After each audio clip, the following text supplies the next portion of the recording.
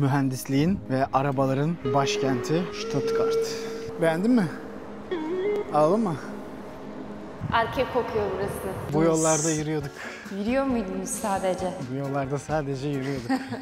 Çekiyorum. Şöyle mal duracaksın biraz. Beyazıt kampüsü sana zaten hayatın gerçeklerini yaşatıyor. Boş Müzesi'ne girince aniden başlayan araba Sevdam. sevdam. Fena. Onur'un sarı Porsche'si. Bunlar kim? Merhaba. Kimsiniz siz? Düşsen ya.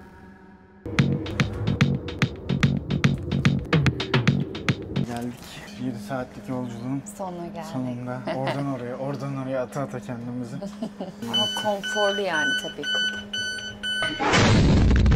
Yani normal koltuklara kıyasla ve özellikle Flixbus'a kıyasla Tabii ki. Bakın birinci şeyde geldik arkadaşlar sınıfta. Biraz daha koltuklar geniş oluyor. Bu ISE dedikleri. Ice. hızlı. Ice. Ice baby.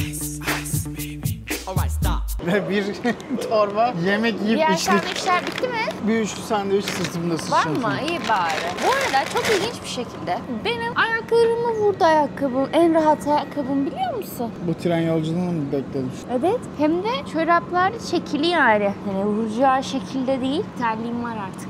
Alırız. O zaman 24 saatlik Stuttgart Başlasın. başlasın. Şimdi biz çıktık.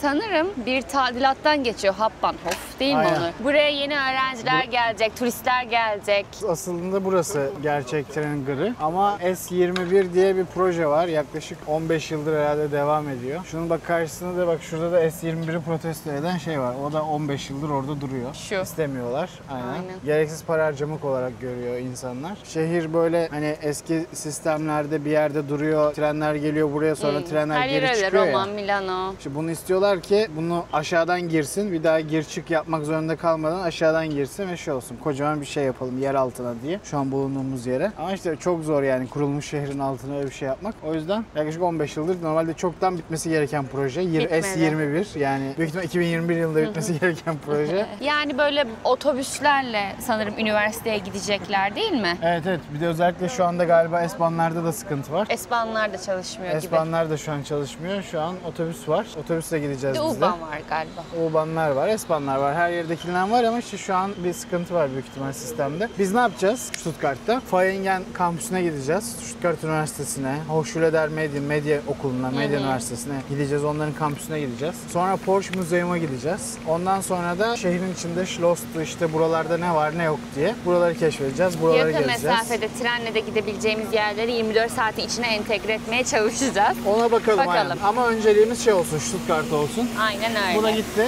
Bir sonrakine bineriz. Şu an hava karanlık. Saat kaç? Saat şu an 5. O yüzden çok acelemiz de yok. Öyle. Farklı kültürler, farklı hayatlar. Stuttgart'ın şeysi de... Ay düşer aldım.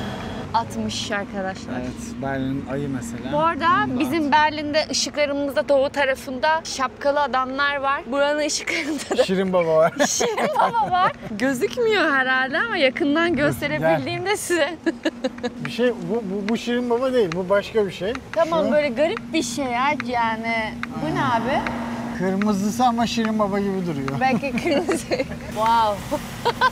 Şöyle bir şey.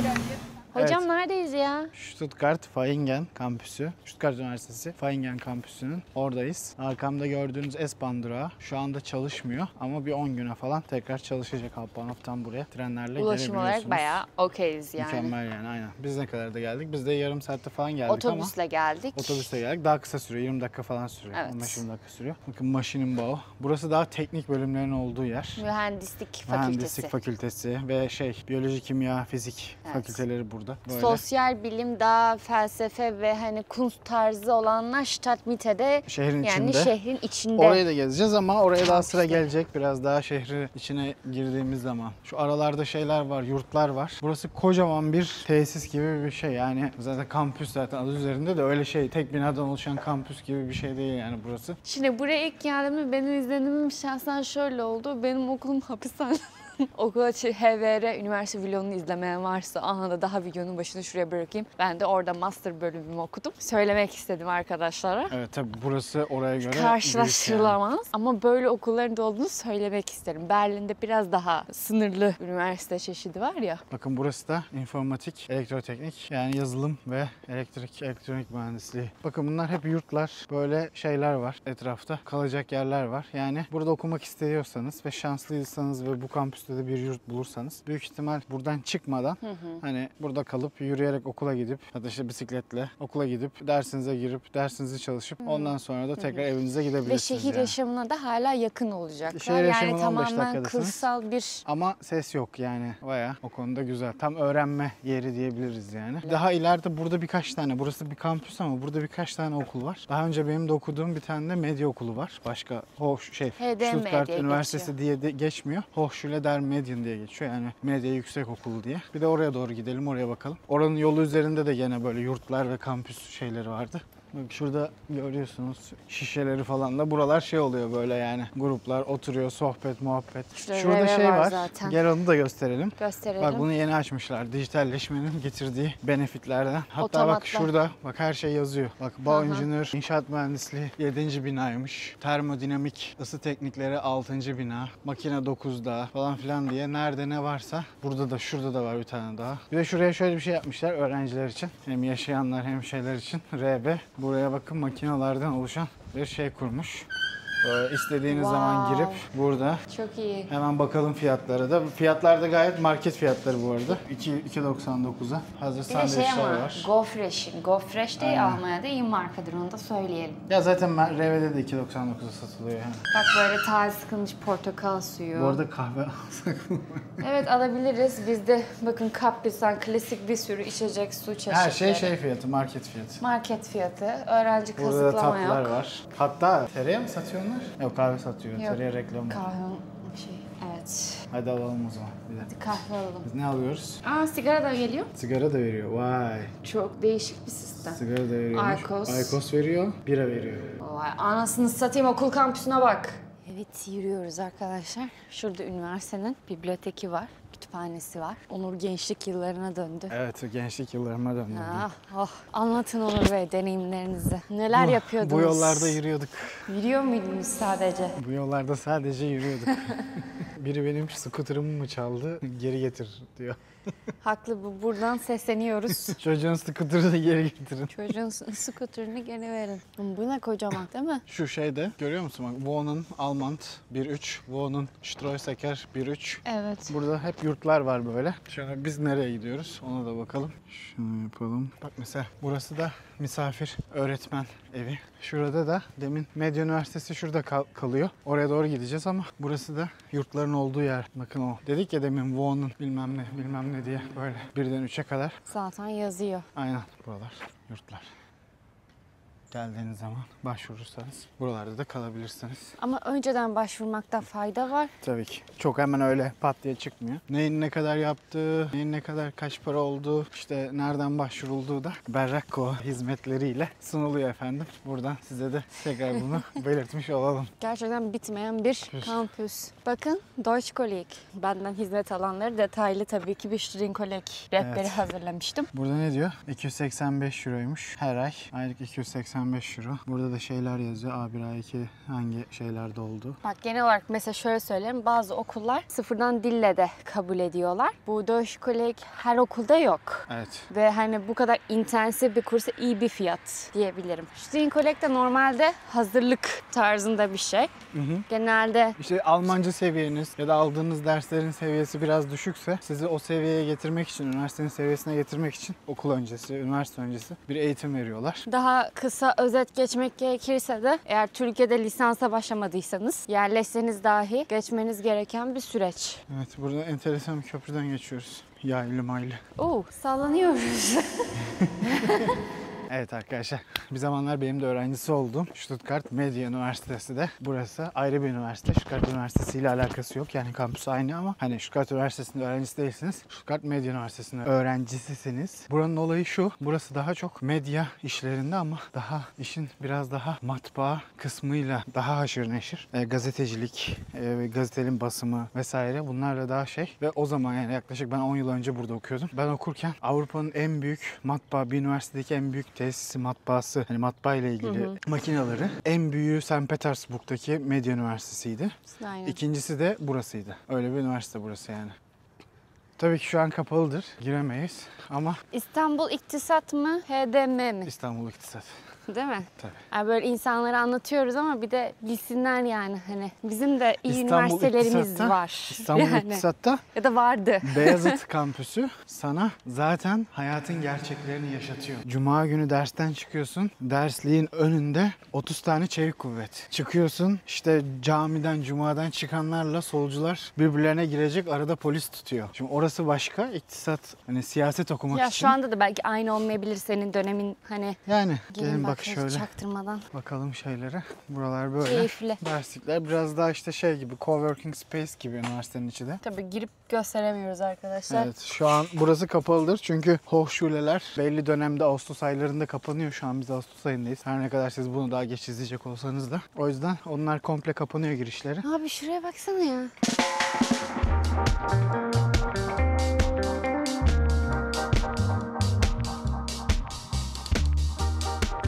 Stuttgart Üniversitesi Stadtmitte kampüsüne geldik. Şu an buradayız arkadaşlar. Burası da böyle bir kampüs. Burada aynı zamanda Hochschule für Technik diye bir okul da var. Daha mühendisliklerin olduğu bir Hochschule. Ama onun dışında gene üniversite kampüsü de burada. Burada şu tarafta da bak Wohnheim'lar var. Gene kalacak yerler, yurtlar var. Genel olarak burada neler okunuyor? Burada mühendislik ve fizik, kimya, biyoloji dışında kalan bölümler. Yani sanat, sepet, kürek, Sosyal bilimler. sosyal bilimler, aynen.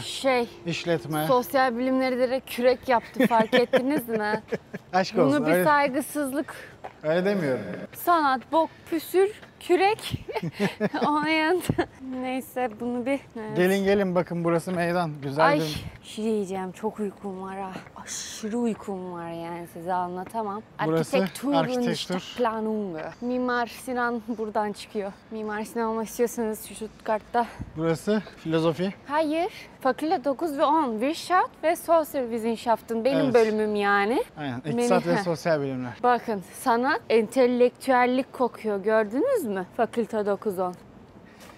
Abi bizim düşünce sistemimiz çok gelişiyor tamam mı? Evet. Siz bilmem ama siz mühendisler. Siz dediğin ben de yani Eski mühendissin sen değil mi? sosyal bilimler mezunuyum. Sosyal bilimler mezun değilsin. İktisat Ya mezun. işte iktisat mezunuyum. Tamam sosyal bilim ayrı bir şey. Benim okumadığım şey Kürek. yok. Onur'un da okumadığı şey yok. Neler okudun güzel sana Allah aşkına. Ne? Okumadığımız şey yok diyorum Evet. bizim ya. Sayayım mı ne Say. okudum? İnformatik okudum, yani yazılım mühendisliği okudum bir yıl. Baktım olmuyor. Elektrik elektronik mühendisliği okudum. Yaklaşık 3 yıl daha. Total 4 yıl yaptı. Mühendislik kariyerimi böylelikle bitirdim. Sonrasında Olsa şu an Ikea'daki şeyleri çok güzel monteliyorum bakmadan mesela. Evet, yetti işte. Bence bir diploma aldım. Hayatta kalabilmek için her şeyi yapabiliyor yani. Ondan sonra da yaklaşık 2 yıl pazarlama ve medya management. 2 yılda gördüğünüz o okulda, medya okulunda medya ve Evet. basım yayın tarzında bir şeyler. Ben hemen hızlıca 8 yıl. bir 60 saniye içinde anlatıyorum. Uluslararası ilişkiler PR okudum. Ondan sonra başarılı bir öğrenci olduğum için pazarlama okudum. Sonra geldim sosyal medyayı açıktan okuyordum dedim ama açık öğretim mezun olup ne yapacağım? Sonra geldim master programına başladım. Politik ekonomi okudum ve istihdam dijitalleşme üzerine. Amerika ve Almanya üzerinden tez yazdım. Biz Hayat Üniversitesi'nde doktora yaptık, kızı yaptık. Üniversitesinin rektörlüğü de Rektörlük. buradaymış. Evet arkadaşlar siz de Türkiye'de bir rektör olarak saygı duyulmadığını hissediyorsanız kendinize işte politik, ekonomik, zart zurt nedenlerden değil mi Onur? Bu arada burası yazın ve okul zamanı, ders zamanı. Burada çimler komple öğrenci. İşte oturuyorlar.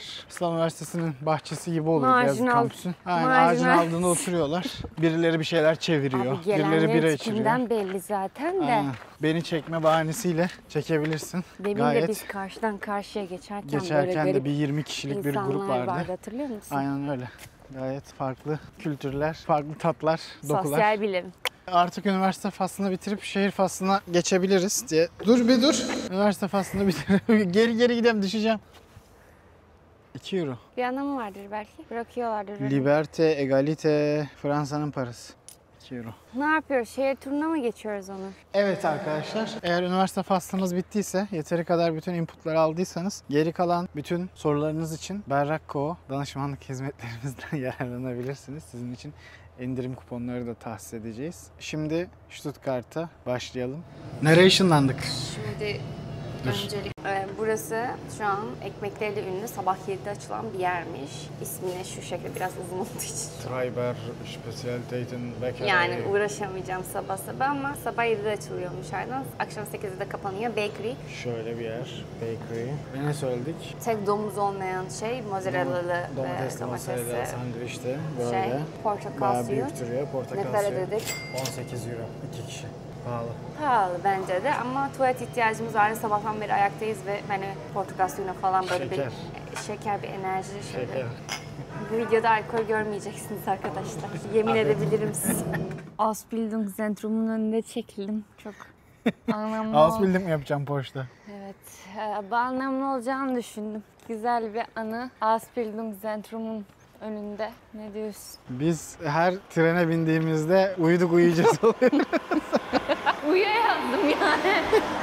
Çok fenayız. Oteli de biraz daha geç gireceğiz yani. Henüz almıyorlar. O yüzden mülteci gibi İzlemeyen sırtımızda varsa çantalar. herkes Riga videomuzu izlesin. Orada da yaklaşık 6 saat boyunca Şuraya oldu. koyalım. Riga'da da böyleydik. Şimdi mühendisliğin ve arabaların başkenti, Şvabelerin ülkesi, Şey gibi oldu. Sanatın ve sanatçının başkenti. Orası Berlin'di. Burası arabanın ve mühendisliğin başkenti, Şvabelerin ülkesi, Schwabenland, Stuttgart, Porsche Müzesi. Stuttgart. Stuttgart.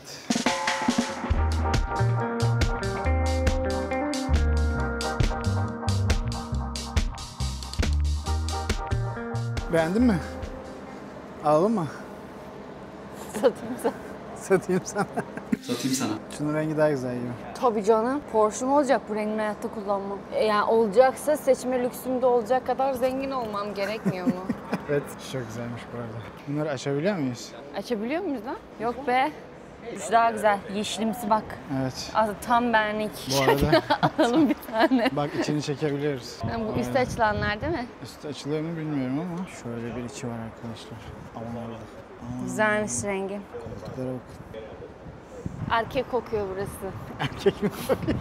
Şimdi gidiyoruz yukarıya doğru. Biletler 2 kişi 12 euroya aldık. Çok erken geldiğimiz için. Erken geldiğimiz için Öyle normalde mi? 12 euro yarı fiyatını aldık. Süperdi. Şurası kafeterya, arkada araçlar var. Ama biz yukarıdan başlayacağız. Şey de var bir. bu arada hani dinlemek isterseniz. Multiguide de var da biz size de yani video çekeceğimiz için saçma olur yani yapamıyoruz onları. Hem öyle hem de ChatGPT var ve araba gezeceğiz. Tarihçesini çok da Merak etmeye gerek yok. Vın vın. vın vın bir de nasıl gözüküyor ya renklerine falan bakarız yani. Buradan başlıyor. İlk bunu mu yapmışlar? Güzelmiş ha. 1900 yılında. Lamper Vivus. Çektim. 1922 yılında bunu yapıyorlar. Vay vay vay vay. Müzeyi trolleyen kadın. Bu ne? Kasa. Ne, ilk araba sahipleri falan mı? Ne? Ha, çalışanlar. Çalışanlar mı? Yaparken çalışanlar. Burada böyle bir kasa var. Oha. 1939-1945 yılları arasında askeri araç, tank ve şu araçları yapmışlar. Ne yapıyorlar? Araba yapacak galiba. Tamir ediyor, parça yapıyor, bir şey yapıyor. Hepsini okumak isterdim ama bunun için olması gerekiyor biliyor musun? Bir, uykusuzluğun gitmesi. İki de Porsche almamız gerek. Tarihçesini bilmemiz için. Yok da ChatGPT çalışmıyor içeride. İnternetle alakalı problem var. Şuna bak, şuna bak. 1948 yılında yapılmış. Efsane. Bu da olur. Bu da olur mu? Nostaljik. Kaçıralım mı? Bak şu güzelmiş ama. Ne? Bu. Zevksiz misin be bebeğim ya? Bu güzelmiş. Aha buldum. Aman, aman, aman. Çok iyi ya. Şeyde poz veriyor. Kimsenin önünde olmadığı 2 şeyde. dakikadır bekliyorum sen beni çek diye. Çekiyorum. Çok iyi çıktınız yalnız. Kırmızı mavinin uyumu efsane. Ay ama bak bunlar çok güzel. Polis arabası yapmışlar. 1964 arabası. yılında polis arabası. Şeyi de sırrında arkasında. Aslında şimdi klasikler başlıyor, bakın şurası. Şurada ama şununla başlayalım. Carrera 2, 911. Aman. Yatayım Güzel mı misin üstüne? sen? Yatayım mı Güzel üstüne misin arabanın? sen? Hayır. Bana Alkan pozu vereyim mi? Açılıyor mu? Deneyeyim mi? Solu. Bak bu 4 kişilik. Şuna bakalım bir Doğum de. gününde sana şu yeşil arabayı alayım mı? Hangisi? Şunu mu? Yeşil arabayı. Olur. Doğum günümde. Arkadaşlar bakın. Kayıttayız. Söz verdi. O zaman Bu yaptıklarınla para kazanırsan ilk onu alacaksın.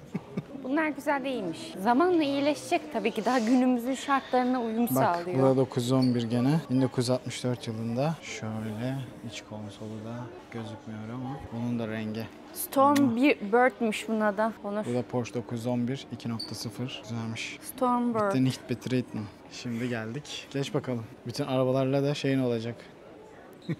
Seni de çekeyim Yalnız mi? çok iyi ya. Evet sen de beni çek. Ama bakar mısın? Evet içeriye? iyiymiş. Abi şeyin direksiyonunun güzelliğine baksana kumaşına. Evet. Gene sözde 4 kişilik. Ya.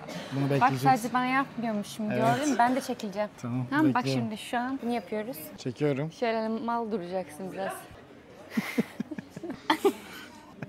Bu bayağı iyiymiş ya. Bu bayağı iyiymiş yani. Hani Bu rengi kötü sadece bence. rengi de güzel bebe. Bu Saçmalama kadar ya para ben veriyorsan- dalga geçtim. Bu kadar para veriyorsan böyle parlayacak aşkım. Baksana şuraya. O biraz vizyonsuzluk. Olsun. Güzel Araba ama. dediğin sade olur. Ama baksana şunun rengine. Araba dediğin sade olur. O arabalar için geçerli. Porsche dediğin sade olmaz. Zengin kokuyor. Poz vereceğim mi? Vereceğim. Bunların içi eski usul. Taksici şey gibi. Nostalji. Bu da yarış arabası ama bunlar bak. Evet iyiymiş bak. Arkadaki iyiymiş bak. Da ben bindiğim an kusarım onları. Çok alçaktır bu arabalar. Ben bunu sevdim de. Bu da güzelmiş. Rengi güzelmiş. Ama çok yarış arabası ya. Evet. Bu ne aşkım? Sana bunlar. Bu ne? Şey. Pembiş. Bak yanında da yer var. Oraya da sis oturur. Tamam bir anne kız gidersiniz. Lego mu? Evet. Oha Lego var şurada. Bu bayağı iyi ya. Saçma sapan bir şey de iyi. Evet farklı bir perspektif. 1982'de Bir çıkmış. şey diyeceğim ama. Bunun olayı şey ama laf olsun diye koymamışlar. Porsche bu modeli 956'sı bu hıza ulaştığında teorik olarak her yerde sürebilir diyor. Anlatabildim mi? Anladım. Yukarıda ya da aşağıda. Yani şeye meydan okuyor sürtünmeye. Aynen 956 modeli. Burada da formülünü yazmışlar. Yaptığı şeyi.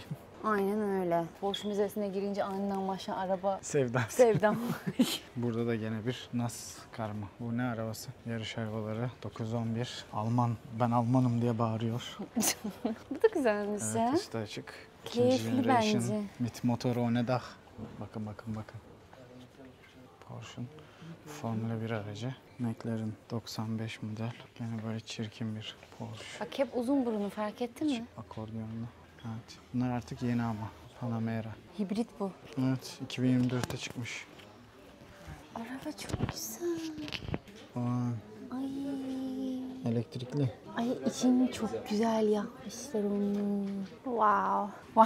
Bir an pembe okeyim yani. Hani Barbie bebek arabası gibi değil mi? Var bir bebek arabası gibi de kullanırım yani hiç umursamam. Onlar böyle hani Toys Shop'ta falan satıyorlar ya Barbie bebek arabaları bayağı. Gibi bakar mısınız? Aynısı ya. Önü de böyle. Çok güzel ya. Gene bir 911 Carrera. Oo.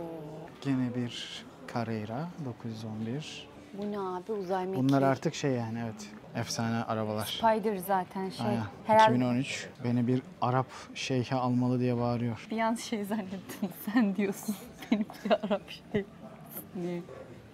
98. Bu çirkin ya. Bu ne abi? Bu da 87. Hadi bu da okey klasik. Porsche 959. Hani Evet. elektrik çarptı bizi. Vay. Vay. Şuraya gidelim. Evet. Anlat mühendis. Hiç bilmiyorum. Bakın arkadaşlar hangi katmanlardan oluşuyormuş. Porsche'ları bulun. Ne diyor? Abi bir şey yok. Tina burada işte. Tina burada. Gerizekalı çocuklar bunları mı yapıyor? Tina'yı bulun. Tina. Tina da bu. Tina burada. Bak şurada şöyle bir şey. Tina burada. Şey varmış ya. İtfaiye aracı. Bu ne? Fikrim yok işte. Tina bize bir şey öğretmek istiyor. Leichtbau. Bunları alıyoruz. Radschrauber. Bunu ona sıkıştırıyoruz. Bunları yapıyoruz. Bunların içine koyuyoruz. Tol Granti Venti. Bunlar neler böyle? Araba. O da mı araba? Evet. Birini alıp gidecek olsam buradan hangisini alırdın? Buradan mı? Sarıyı alırdım. Sarıyı mı alırdın? Buradan sağ 2015 model Porsche Cayman. Boya bakalım ayrış gülüne arabayı. Ben biraz da başka renk istiyorum ama. Ne koyayım? Sarı koy. Ne yaptın? Miami Blue. Nasıl oldu? Nasıl oldu arkadaşlar? Yorumlara yazar mısınız? Gözünüzü seveyim lütfen. Nasıl oldu? Panamera. Şeyi duyuyorsun. Aynen. Şu da Spider. Fena. Bu da diğeri. Bak demin gördüğümüz 911 2 kupe. Kupenin şeyi, gazı.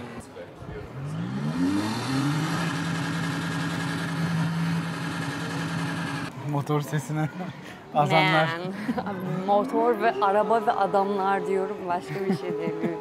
Lego'dan araba yapmışlar. Gerçek araba değil mi? Öyle Lego değil yani. Lego. Gerçek araba değil. Baksana. Çalışmıyordur yani. Yo. Ne diyorsun sen? Çalışıyor mu? Evet. 2018'de. Bir motor. 2018. Çalışmıyordur canım. Çalışır mı bu ya? Yok canım çalışmıyordur. Çalışıyor mudur arkadaşlar? Çalışmıyordur değil mi? Çalışıyor abi. Çalışıyor mu? Çalışıyor. Çalışmıyor. Arkadaşlar çalışıp çalışmadığını lütfen bize söyler misin? Biliyorsunuz ben bunu yapmadan dayanamam. Pink'e bak. Pink Pick. Aa senin araba. Performance. Bir de buna bakalım. Evet şöyle bir şey alalım ya Onur. Böyle. Ha? Nasıl? Pembe diyorsun. Ha? Yok yani ekran. Ekran alalım. Böyle kaydır dur. Evet arkadaşlar burada da 911 Turbo 3. Benim nesil ha, var. benim yeşil. Kupe. Hı? Benim Senin yeşil. yeşil evet Irish Green. Güzelim mi güzel. Bir 911 daha Turbo 2024 model. Bunlara baktın sen ne kadardı? 200 bin 180 bin euro civarında bu Aynen. arabalar. Şöyle fenalar. Ay bak seninkinden yapmışlar. Senin yaptığından. Ha bak vallahi seninki gibi gözüküyor. Sadece şu daha fazla mavisi var. Altın mı bunlar? Yalnız çok kötü olmuş. Bir de bu var. Bu güzelmiş. İçine otursam herhalde ölürüm. Çıkalım mı? Hadi çıkalım. Böyle dükkanında da farklı Porsche ürünleri var bu arada arkadaşlar. Çantalar, şapkalar, ceketler, küçük arabalar var. Böyle Ne kadarmış fiyatları? 30 euro. Nerede yazıyor? Burada yazıyor. Onlar büyükler. Tam burada da küçükler var. Bakabilirsin fiyatları yazıyor. Pahalı abi. 5 euro. Göt kadar 30 şey euro. kırmış. 59 euro. Zor. Ama sizin koleksiyonunuz 60 bunlar mı? euro. Koleksiyon ürünü bebeğim. Doğru koleksiyon ürünü bunlar. Ya biz almıyoruz bunu. Koleksiyon yapan adam alacak. Koleksiyon yapan adam alacak. Ama sen niye alalım? Bak. O bile 30 euro. O bile 30 euro oyuncak. Ne diyorsun lan? 60 euro, 60 euro. Her şeyin bir alıcısı var. Evet şunlar neden 30 euro o zaman bunlar merak ettim. Bak öyle şey olmayanlar 19 euro. Bu mesela. Çok güzelmiş. İkna edildim 7 euroymuş. Şuna Evet iyi bak dedim. siyah hadi ama al bu bir tane. Porsche gibi durmuyor. Bu güzelmiş normalde o yüzden bunu almayacağım. Bak bu mu? Beyaz da kötü ya. Bu mu? Yoksa bu mu? Bunu al. Onu alma. Hangisi? Sarı. Sarı değil mi? Sarıya. Tamam. Hadi bay hayırlı olsun. Teşekkür ederim. Evet arkadaşlar müzeden çıktık. Arabamızı aldık. Şey vardı ya bir tane film vardı. Ayşe'nin kırmızı Ferrari'si mi bir şeydi. Onun gibi. Onur'un sarı Porsche'si. Ece dedi çıkışta bir tane alalım dedi aldık. Suya düştü hayalim. Burası Königstraße. König işte. Königstraße. Aynen. Ve Königstrasse'de klasik bir Alman şehri. 3-4 tane H&M, 4 tane bilmem ne, 4 tane bilmem neden oluşan bir sokağın üzerine kurulu aslında çarşı dedikleri Stuttgart'ın. O yüzden çok bir şey yok. O yüzden en sona sakladık. Şimdi şöyle bir birlikte gezelim. Tamam. Ama önce bir şeyler yiyelim. Olur. Hadi bir şeyler yiyelim. hadi. Ahlelele, ahlelas. Bakırköy'de gibi hissediyorum kendimi. Sokağın yanlış tarafından yürüyoruz. İstiyorsan karşıya geçelim.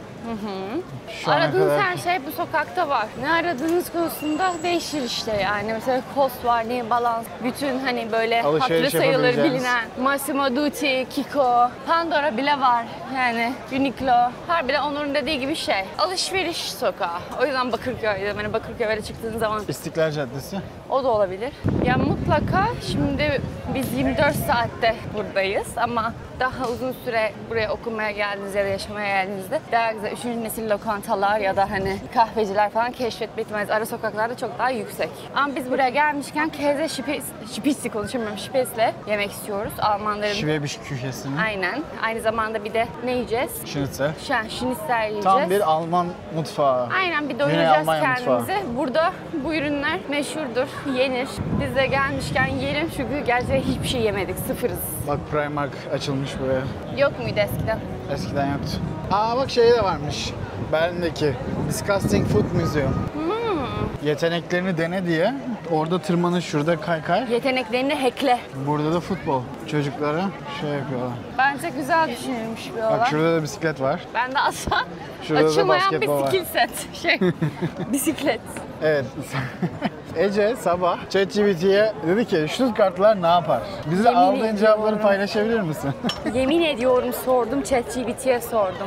Gündelik hayat, insanlar işlerine gidiyor, öğrenciler üniversiteye. İşte size sabah gösterdiğimiz Hochschule ya da Stuttgart Üniversitesi. Hayat devam ediyor. Tramvay ve otobüs ulaşım çok yaygın. Otobüsle ulaşım yapıyoruz ama genel olarak bizim geldiğimiz dönemde toplu taşıma da çok iyi böyle hani... Ve sürekli iptaller var. Çalışma. Stuttgart otomotivin kalbi sayılır. Mercedes-Benz ve Porsche'un hem merkezi orada. Sosyal hayat. İnsanlar Neckar Nehri'nin kıyısında arkadaşlar bira bahçelerinde buluşuyor. Farklı bahçelerde mesela Schlossgarten'da vakit geçiriyor. Gel. Schlossgarten da burası.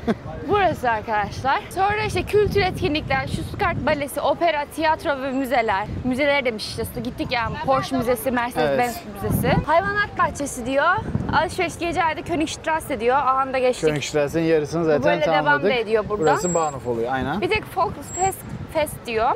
Bu da zaten belli bir dönem oluyor. Folkfest sürekli yok, bira festivali. Aynen. Denk Yılda iki gelirseniz kere var ona zaten. gidebilirsiniz. Ama cidden burayı bu kadar önerdi ChatGPT. Onun dışında 20 dakika uzaklıkta hani yerlere Başka yerler gidebilirsiniz. var. Oralar çok Böblingen şey değil. vesaire. Buranın arkasında güzel bahçe var ama birazdan oraya geleceğiz. Evet. Şimdi biz bir yemek yiyelim hadi. Hadi. Merhaba. Yiyoruz. Käse Spitz'imiz Kez geldi. şüphesiyle Ve hayvani boyutlu. hayvani boyutlardaki şnitzelimizle. geldi. Çok açız. Neredeyiz? Mauritius'tayız. Mauritius diye bir restorandayız. Güzel mi? Kruvasan pek yok ama yine de güzel. Afiyet olsun. Afiyet olsun. Dene bakalım. Şöyle bir sosla getirdiler. Bu arada bu hindi şnitzel. Başarılı mı? Bayağı başarılı. Karınlar doydu Keyifler yerine ve geldi. beyin tekrar fonksiyonlarını kazandı. Hadi Schloss'a gidelim. Ay kendi tükürüğünde boğulan o insansındır. Königstrasse'nin bir üst sokağındayız. Hemen şurasından girdiğimiz zaman Königstrasse şurası. Burası da böyle bir mekandı. Gayet de lezzetliydi.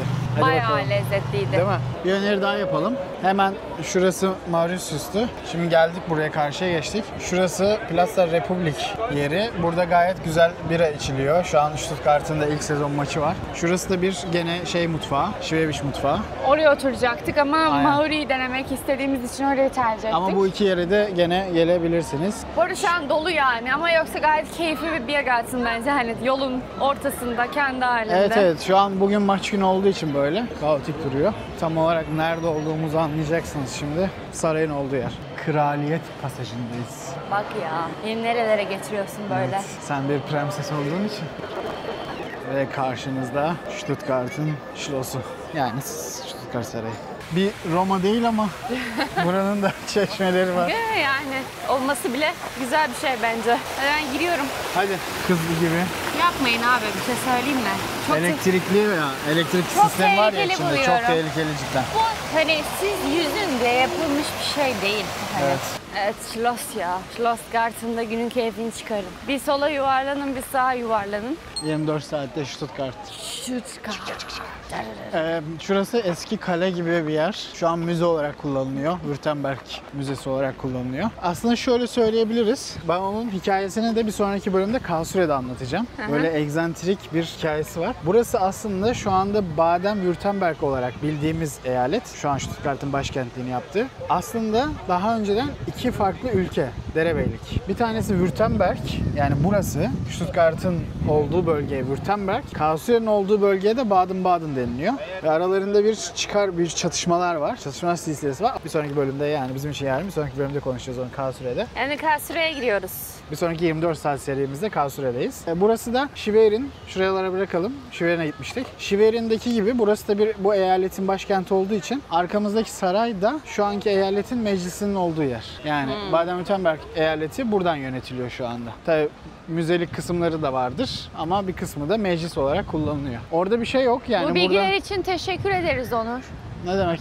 Tur rehberimle geziyor.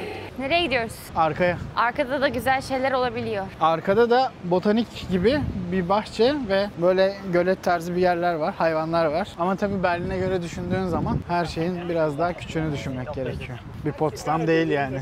Potsdam videomuzu da koyalım şuraya. Adamın hayvan gibi kaç tane sarayı vardı aynı şehirde. Tabii canım ama kıyaslanamaz yani bence. Her yerin kendine göre dezavantajları ve avantajları var. Abone olmayı Ve bildirimleri açmayı unutmayın. Teşekkürler. Evet, işte burası da, şurası saraydı. Şurası ön tarafta deminki yer. Burası da arka tarafta kralın bahçesi, hayvanları, gölü, göleti artık ne diyorsanız. Ve burada da arkadaşlar bunlar neymiş? Değişikler. Bunlar kim? Merhaba. Kimsiniz siz? Düşsen ya. Bu arada He. biraz kirli baksana, dibi falan Biraz da şey. değil. Bayağı. Dip kötü. Aha. Bize bağırıyor arkadaş. Abone olun diyor ya. Abone olsanıza. ChatGPT'nin de bize söylediği üzere şu Stuttgart'ta işte kültürel etkinlikler de yapmak isterseniz tiyatro balo salonu olarak böyle bir yer var. Evet. Balo salonuymuş değil mi? Stadt Opera. Opera salonu. Aynen ama muhtemelen sadece opera değil, başka etkinlikler de muhakkak yapılıyordur.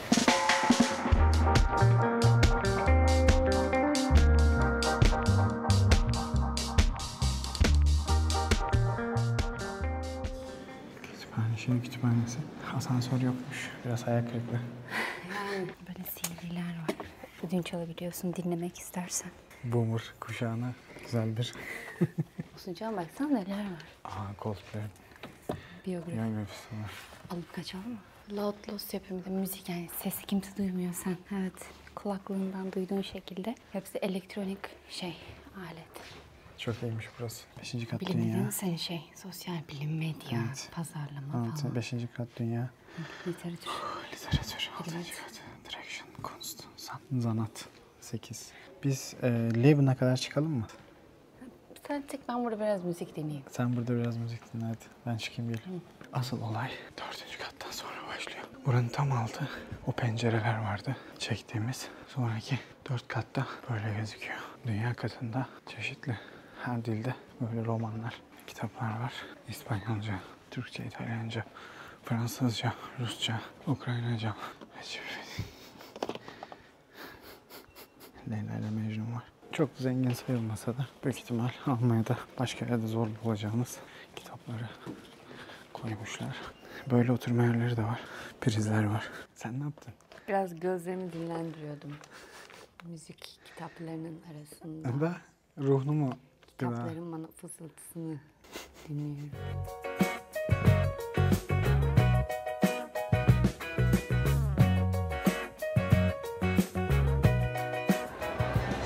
Geldik ya. Nereye geldik? Kütüphanenin hemen yakında AVM Hemen var. karşısında Milaneo. Aynen. Bayağı da bir sürü mağaza var. AVM. Yani alışveriş yapmaya ihtiyacımız yok, yapmayacağız ama serinlemek için girdik. Klimalar çalışmıyor. O yüzden geri çıkacağız. Ama burada da böyle bir AVM var. Yukarıda da yemek katı var. Çiğ köfteci var. Çiğ Onur köfteci Bey'in var. zamanında öğrenciyken gidip çalıştığı. Çalıştığım. Yine burada bir Primark var. Bundan bahsedelim. İşte bu vardı ilk. Şehrin içindeki yoktu ama o zaman.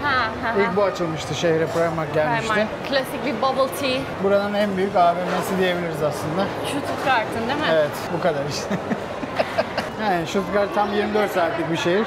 Artık zaten sonlarına da geldik. Çok güzel. Dışarıda restoranları var. Bakın böyle. Dışarısı esiyor bak. Evet, şöyle böyle restoranlar var. Farklı yerlerde birkaç binadan oluşuyor zaten AVM. Orada Buralarda dışarıda yeni oturabilirsiniz. binalar var burada Evet, yani. Böyle keyifli yani ortam olarak da daha arabadan izole şekilde. Hemen şurada gördüğünüz de zaten Mekanlar da Stadtbibliothek, kütüphane. Bu şekilde güzel bir alan inşa etmişler. Biz bir yere geldik. Çıkınca göstereceğiz. Bazı bölgelerde var.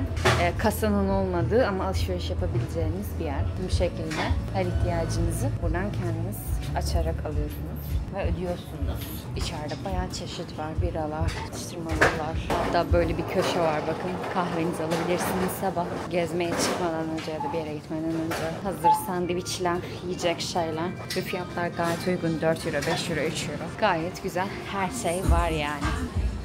Kübler Go diye geçiyormuş. Bayağı 7/24'te açık sürekli. 7/24 açık. Biz su aldık. Kaprisan aldık. Bu arada şey açısından güzel. Yani sabah kalktın, al buraya. Evet. Bu masa sadece yemek ve alkolsüz içecekler için kullanılabiliyormuş. Buraya geldiğiniz Burada zaman... bira içmeyin diyor yani. Aynen, yani burası şüpheti değil diyor arkadaşlar. Bizim kaldığımız otel biz çok uyguna bulduk arkadaşlar. O yüzden bu civarlarda kalıyoruz. Oteli çekmeyelim ama yani gerek yok. Otel turu gelecek. Nerede gelecek? 24 saatte Frankfurt'ta gelecek. Dırıdıdım. Çok sevindim Onur ben ama böyle bir yer bulmamıza be. Kesinlikle, çünkü sabah yani bütün kahveciler saat 10'da 11'de açıyordu. Biz buraya kaçta geldik? 5'te geldik. Kahve 5'te. içemedik resmen, yani hiçbir yer açık değildi. 9'dan Şöyle erken. bilseydik gelir burada içerdik. Aynen. Gece karnımız acıkırsa da muhtemelen buradan hani bir şeyler alırız, atıştırırız. Bu yol zaten böyle aslında sabah gittiğimiz üniversitenin oraya doğru giden bir yol. Ama işin güzel yanı burada güzel bir parkımız var. Yeme içme yerleri var. Berlinger. Keyifli bir sokak arkadaşlar burası. Çok güzel değil mi? Evet. Ama şey var, sakın girme diyor. Alk var. Yani girersen muhtemelen Göz kontağında zararlı şeyler var. sıkıntı yani. Sıkıntı kardeşim ya. İnsanlar böyle buralarda oturuyorlar. Karşıda gene restoranlar var. Güzel bir yer yapmışlar. Güzel bir köşe yapmışlar. Evet. Güzel bir köşe Bizim yapmışlar. otelimiz de hemen buranın arka tarafında kalıyor.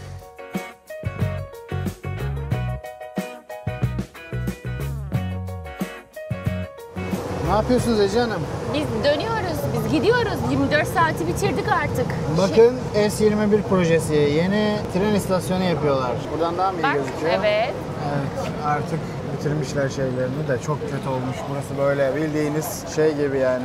Buraya gelmek için şu anki bağlantıyla hani geldiğimizde yaklaşık bir 5-6 dakika yürüyoruz yani. Daha da fazla galiba. Belki daha da çok uzun bir mesafe olmuş yani o aktarma, Innenstadt dediğimiz şu an aktarma otobüslerinin olduğu ve U-Bahn'ın olduğu yere uzağız yani. Buraya gelirseniz onu da hesaba katarsınız ama güzel gidiyor gibi gözüküyor. Eylül'de de 6 Eylül'de de S-Bahn'lar aktifleşiyormuş. Tekrar Yani çalışacak. okumaya gelecek olan arkadaşlarım kampüsüne muhtemelen S-Bahn'la gidebilecekler. Evet.